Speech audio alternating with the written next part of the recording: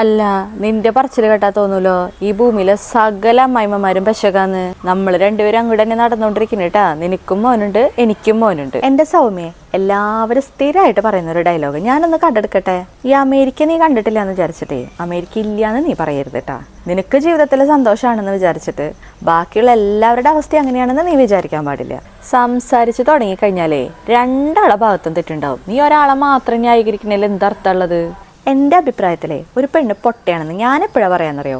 അവൾക്ക് ഭർത്താവും കുട്ടികളുള്ള സമയത്ത് തന്നെ അവൾ വേറെ റിലേഷൻഷിപ്പ് കീപ്പ് ചെയ്യുകയാണെന്നുണ്ടെങ്കിൽ ഈ പറഞ്ഞത് തെറ്റാണ്. അല്ലാണ്ട് അവൾ മുറ്റടിച്ച് വാരിയപ്പോൾ അവിടെ കുറച്ച് കരട് ബാക്കിയുണ്ടായിരുന്നു.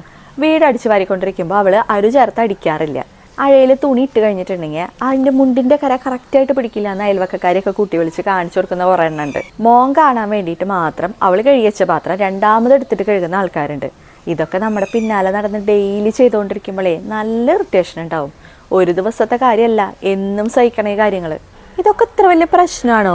എൻ്റെ അമ്മായിയമ്മയും എന്നോട് ഇങ്ങനെയൊക്കെ തന്നെ ചെയ്തിട്ടുണ്ട്. അതൊക്കെ നമ്മൾ അഡ്ജസ്റ്റ് ചെയ്ത് പോകണം. ചട്ടിയും കലാവുമ്പോഴേ തട്ടിയും മുട്ടിന്നൊക്കെ ഇരിക്കും. ഇന്നത്തെ കാലത്തെ പെൺകുട്ടികൾ അതിന് ഇതങ്ങോട്ട് കിടന്ന് ഓവറാക്കുക. ഒന്നാമത് ഈ ഫോൺ വന്നോട് കൂടിയിട്ടാണ് ഈ ലോകം തന്നെ നശിച്ചത്. സൗമ്യ, നിനക്ക് ഒരു പണിയില്ലാത്ത കാരണേ നിന്റെ അമ്മായിമ്മ നിനക്കൊരു പണി തന്നാൽ നീ 2 എണ്ണം തിരിച്ചു കൊടുക്കും.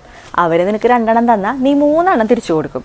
നിങ്ങൾ തമ്മിൽ അവിടെ ഒരു ഗെയിം നടന്നുകൊണ്ടിരിക്കുക, ഒരു ടോം ആൻഡ് ജെറി ഒക്കെ പോലെ. നിനക്കത് ഭയങ്കര ഇൻട്രസ്റ്റിംഗ് ഉണ്ടായിരിക്കും. പക്ഷെ അതുകൊണ്ട് എന്താ ഉണ്ടായെന്നറിയോ? നിന്റെ ജീവിതേ ഒരു വട്ടപൂജയാ. നിന്റെ ശ്രദ്ധ മുഴുവൻ അവിടെയാ. പക്ഷെ കാലം മാറി. ഇന്നത്തെ പിള്ളേർക്കേ അതിന് സമയമില്ല. അവർക്ക് ജോലിക്ക് പോകണം. ജോലി കഴിഞ്ഞ് വന്ന് വീട്ടിലെ കാര്യങ്ങൾ മുഴുവൻ ചെയ്യണം. ഭർത്താവിൻ്റെ കാര്യം നോക്കണം, കുട്ടികളുടെ കാര്യം നോക്കണം. അതിനിടയിലേ ഈ ഗെയിമിന് നിന്നാലേ അത് അവർക്കൊരു ബാധ്യതയല്ലേ? അവർക്ക് ഇങ്ങനത്തെ വളിച്ച കാര്യങ്ങൾ അന്വേഷിച്ചുകൊണ്ടിരിക്കലല്ലേ പണി. അവർക്ക് ഇനി ഒരുപാട് കാര്യങ്ങൾ ചെയ്യാനുണ്ട്. ലോകം അത്രയ്ക്കും വിശാലാണെന്ന് അവർക്ക് മനസ്സിലായി. ഈ പൊട്ടക്കിണറ്റിലിരിക്കുന്ന തവളോടെ അത് പറഞ്ഞിട്ട് ഒരു കാര്യവും ഇല്ല.